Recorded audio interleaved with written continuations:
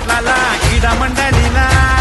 आम्ही सांगतो नमन तुम्ही ऐका हो गुणीजन